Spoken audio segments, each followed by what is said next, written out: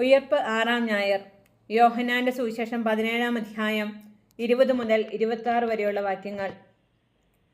ഈശോയുടെ പ്രാർത്ഥനയാണ് ഇന്നത്തെ സുവിശേഷാധിഷ്ഠിതമായ ധ്യാന വിഷയം.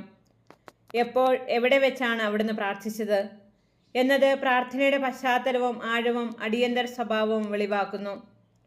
കർത്താവ് ഈശോ ശിഷ്യന്മാരുടെ മുമ്പിൽ ഇറക്കി വയ്ക്കുന്നത് തൻ്റെ ഹൃദയവികാരങ്ങളാണ്. അവ അവരുടെ മുമ്പിൽ അവിടുന്ന് വെളിപ്പെടുത്തുന്നെങ്കിലും അത് തൻ്റെ ഹൃദയഭാരം താഴെ ഇറക്കി വയ്ക്കുവാനോ അവരിൽ നിന്ന് ആശ്വാസം തേടുവാനോ അല്ല. തൻ്റെ ഹൃദയവികാരങ്ങൾ അവരുമായി പങ്കുവയ്ക്കുന്നത് അവയും അവർക്ക് പോഷണമാകണമെന്ന ലക്ഷ്യത്തോടെയാണ്. അന്ത്യത്താഴവേളയിൽ അവരുമായി അപ്പവും വീഞ്ഞും പങ്കുവെച്ചതുപോലെ അവയും അവരെ ശക്തിപ്പെടുത്തണം. പിതാവും താനും ഒന്നാണെന്ന് പറയുന്ന ഈശോ പിതാവിനോട് എന്തിനു പ്രാർത്ഥിച്ചു എന്ന ചോദ്യം നമ്മിൽ ഉദിക്കുകയാണ്. ശിഷ്യന്മാർ കേൾക്കെ ഉച്ചത്തിലാണോ അവിടുന്ന് പ്രാർത്ഥിച്ചത്? ഈ സംശയം നമുക്കുണ്ടാകാം. കർത്താവിൻ്റെ പ്രാർത്ഥനയിലൂടെ ഉള്ളടക്കം യോഹന്നാൻ ശ്ലീഹ ധ്യാനാത്മക ചിന്തയിലൂടെ ഉൾക്കൊണ്ടതാണോ എന്ന ചോദ്യവും എൻ്റെ മനസ്സിൽ ഉയരുന്നു. ഏതായാലും കർത്താവിൻ്റെ പ്രാർത്ഥന പിതാവുമായുള്ള ഗാഢബന്ധത്തിൽ നടത്തിയ സംഭാഷണമാണ്. അതിൽ അപേക്ഷയും സ്തുതിപ്പും കൃതജ്ഞതാ പ്രകാശനവും ഉണ്ടായിരുന്നു. നിത്യത മുതൽ നിത്യത വരെ നീളുന്ന ഒരു ദർശനമാണ് അവിടുന്ന് പ്രാർത്ഥനയോടെ വെളിപ്പെടുത്തുന്നത്. അതാണ് കർത്താവിൻ്റെ അന്ത്യത്താഴവേളയിലെ പ്രാർത്ഥന. അന്ത്യത്താഴത്തിനു ശേഷം ഈശോ തൻ്റെ ശിഷ്യന്മാർക്ക് ഒരു പുതിയ പ്രമാണം നൽകുന്നു. പഴയതിൻ്റെ ഭാരം അവരുടെ തോളിൽ നിന്ന് എടുത്തു മാറ്റിക്കൊണ്ട് പുതിയ ഒരു നിയമം പുതുമയിലേക്കുള്ള വഴി തുറക്കും. വഴിയും സത്യവും ജീവനുമായി അവിടുന്ന് സ്വയം വെളിപ്പെടുത്തുന്നു. ഇനിമേൽ അവരുടെ മുമ്പിൽ അടഞ്ഞ വഴിയല്ല അവർ കാണുന്നത്. അവിടുന്ന് തന്നെയാണ് വഴി. ആ വഴി നീളുന്നത് പിതാവിൻ്റെ ഭവനത്തിലേക്കാണ്. അതുവഴി അവരുടെ അനാഥത്വം അവരിൽ നിന്ന് അവിടുന്ന് നീക്കി പിതാവ് അവർക്കായി ഒരു ഭവനം തുറക്കുന്നു. അവിടുന്ന് വഴിയാണെന്നുള്ള വെളിപ്പെടുത്തലാണ് ആദ്യത്തേത്. ശാഖകളെ താങ്ങുകയും തന്നിൽ അവയെ വളരാൻ അനുവദിക്കുകയും ചെയ്യുന്ന മുന്തിരിച്ചെടി പോലെയാണ് അവിടുന്ന്. പരസ്പരം ഉള്ളിൽ വസിക്കുക എന്ന രഹസ്യം ജീവൻ്റെ രഹസ്യമാണ്. ഞാൻ പിതാവിലും പിതാവ് തന്നിലും വസിക്കുന്നത് പോലെ അവിടുന്ന് അവരിലും വസിക്കും. ജീവൻ പോഷണവും അവരിലെത്തിച്ചുകൊണ്ട് അവരിലായിരിക്കും. പ്രതീക്ഷകൾ പുഷ്പിക്കുന്നതും പ്രവൃത്തികൾ ഫലമണിയുന്നതും ശാഖകളിലാണ്. മുന്തിരിച്ചെടിയുടെ ഉപമ തന്നിലൂടെ പിറക്കുന്ന കൂട്ടായ്മയുടെ പ്രതീകമാണ്. പുതുമയും സജീവത്വവും കൊണ്ട് ഹൃദയത്തിന് ഉണർവും ലഹരിയും പകരുന്ന ഉപമയായിരുന്നു അത്. കർത്താവിൻ്റെ രണ്ടാമത്തെ വെളിപ്പെടുത്തലിൻ്റെ ഉൾക്കാഴ്ച നമ്മളിവിടെ കാണുകയാണ്. അരൂപിയുടെ കോരിച്ചുരിച്ചിലുണ്ട് കർത്താവിൻ്റെ വെളിപ്പെടുത്തലിൽ. തന്നിലൂടെയാണ് അരൂപി കടന്നു ചെല്ലുന്നത്. അരൂപിയാണ് ഉള്ളിൽ വസിക്കുകയും പ്രവർത്തിക്കുകയും ഫലങ്ങൾ പുറപ്പെടുവിക്കുകയും ചെയ്യുന്നത്. താൻ കടന്നു പോകുമ്പോൾ പകരക്കാരനായി കടന്നു വരുന്ന അരൂപി തൻ്റെ തന്നെ തുടർ സാന്നിധ്യമാണ് എന്നതും മൂന്നാമതായി അവിടുന്ന് വെളിപ്പെടുത്തുകയാണ്. പുതിയ കൽപ്പനയായി അവിടുന്ന് ശിഷ്യന്മാർക്ക് നൽകുന്നത് സ്നേഹത്തിലുള്ള ഐക്യവും നിലനിൽപ്പും പങ്കുവയ്ക്കലുമാണ്. സ്നേഹമാണ് കൂട്ടായ്മയെ സൃഷ്ടിക്കുന്നതും നിലനിർത്തുന്നതും. അത് നിയമമായിട്ടാണ് അവിടുന്ന് അവർക്ക് നൽകുന്നത്. കൽപ്പനകളിലെല്ലാം ഹൃദയത്തിലാണ് ഉല്ലേഖനം ചെയ്യപ്പെടുന്നത്. സ്നേഹമാണ് ഹൃദയത്തിലൂടെ കടന്നു പോകുന്നതും സംക്രമണം ചെയ്യപ്പെടുന്നതുമായ ജീവൻ. അതിൽ നമ്മിൽ പുതുമ സൃഷ്ടിക്കുന്നതിനാലും പുതിയ നിയമമെന്ന് അതിനെ വിളിക്കാം. അതാണ് അവിടുത്തെ നാലാമത്തെ വെളിപ്പെടുത്തൽ. ശിഷ്യരുമായുള്ള ഈശോയുടെ സംഭാഷണം അവസാനിക്കാതെ അവിടുന്ന് പിതാവിലേക്ക് തിരിയുകയാണ്.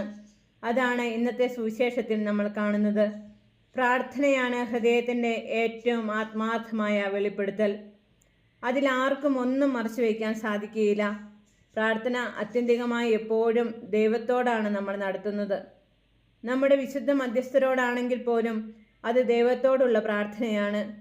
ഇവിടെ മധ്യസ്ഥരോ ഇടനിലക്കാരോ ഇല്ലാതെ കർത്താവ് പിതാവായ ദൈവത്തോട് പ്രാർത്ഥിക്കുകയാണ്.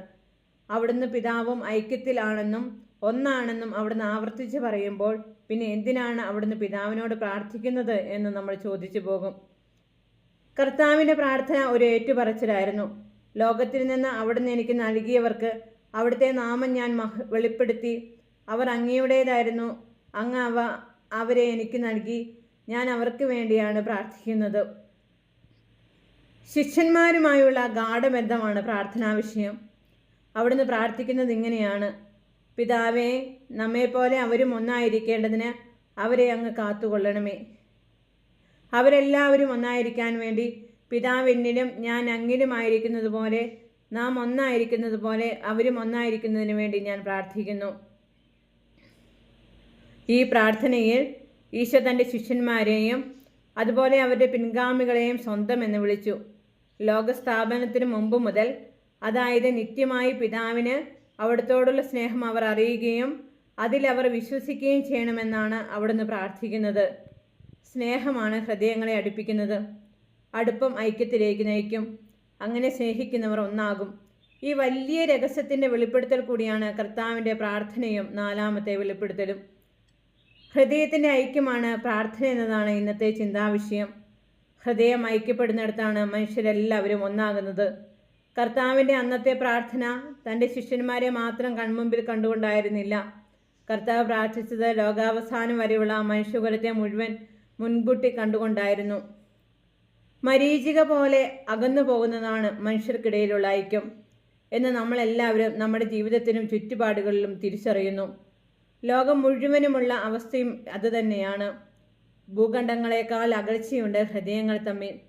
കടൽ താണ്ടി എത്തണം ഹൃദയങ്ങൾ തമ്മിൽ പരസ്പരം കണ്ടുമുട്ടാൻ. ഹൃദയത്തിൻ്റെ ഭാഷയല്ല ആരും തന്നെ സംസാരിക്കുന്നത്. പിതാവായ ദൈവത്തെ അറിയാത്തവർ സഹോദരങ്ങളെയും തിരിച്ചറിയുന്നില്ല. ഹൃദയങ്ങളെ തേടുന്നതിന് പകരം ഈ ലോകത്തെ നേടി അതിനെ വെട്ടിപ്പിടിക്കുവാനും വിഭജിച്ചെടുക്കുവാനും ആണ് മനുഷ്യൻ പരിശ്രമിക്കുന്നത്. കുടുംബങ്ങളിൽ തുടങ്ങി രാജ്യങ്ങൾ വരെ എല്ലാം വെട്ടിപ്പിടിക്കുന്ന യുദ്ധസമാനമായ സാഹചര്യത്തിലാണ് മനുഷ്യൻ ഇന്ന് ജീവിക്കുന്നതും പരസ്പരം പെരുമാറുന്നതും. ഒന്നും വിട്ടുകൊടുക്കാതെ എല്ലാം സ്വന്തമാക്കാൻ പരിശ്രമിക്കുകയാണ് മനുഷ്യൻ. അവർ പരസ്പരം അകലുന്നു. അതുവഴി ഈ ലോകം തന്നെ വിഭജിക്കപ്പെടുന്നു. ഇതല്ലേ നമ്മൾ എന്നും എവിടെയും കാണുന്നത്. കർത്താവിൻ്റെ പ്രാർത്ഥന ഫലിക്കാതെ പോയോ? പിതാവിനെ അറിയാത്തവരായോ മനുഷ്യകുലം? ഇന്നും കർത്താവ് പിതാവിൻ്റെ മുൻപിൽ പ്രാർത്ഥന തുടരുകയാണെന്നുള്ള ഭാവനയിൽ നമുക്ക് കാണാൻ സാധിക്കണം. ഐക്യത്തിനുള്ള യജ്ഞം കുടുംബങ്ങളിലും കുടുംബങ്ങൾ പോലുള്ള കൂട്ടായ്മകളിലും നടക്കണം. സഭ എന്നത് യാഥാർത്ഥ്യമാകുന്നത് അതുവഴിയാണ്.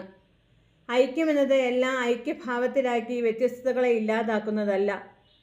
ശാരീരിക അവയവങ്ങളുടെ വൈവിധ്യങ്ങളും വ്യത്യസ്ത ധർമ്മങ്ങളും പോലെ സഭയിലും കൂട്ടായ്മയുടെ വൈവിധ്യത്തിലുള്ള ഐക്യവും ഒന്നിക്കലും ഉണ്ടാകണം. കൂടുതൽ കൂടുതൽ ഭൗമികതയിലേക്ക് വഴുതി വീഴുന്ന നമ്മുടെ ലോകത്തിൽ ക്രിസ്തു സമൂഹങ്ങൾ ഐക്യത്തിൻ്റെ വേദി ഒരുക്കണം. ഒരേ ഒരു ദൈവപിതാവാണ് എല്ലാവർക്കും ഉള്ളതെന്ന് നമ്മൾ പ്രഘോഷിക്കണം. വ്യത്യസ്തതയും തനിമയും പാരമ്പര്യവും അകൽച്ചയുടെ ഭാഷയിൽ പ്രഘോഷിക്കേണ്ടതല്ല. പ്രാർത്ഥന ഒരിക്കലും നിഷേധാത്മകതയിൽ അവസാനിക്കരുത്. അതുപോലെ ഈ ധ്യാനാത്മക വിചിന്തനവും.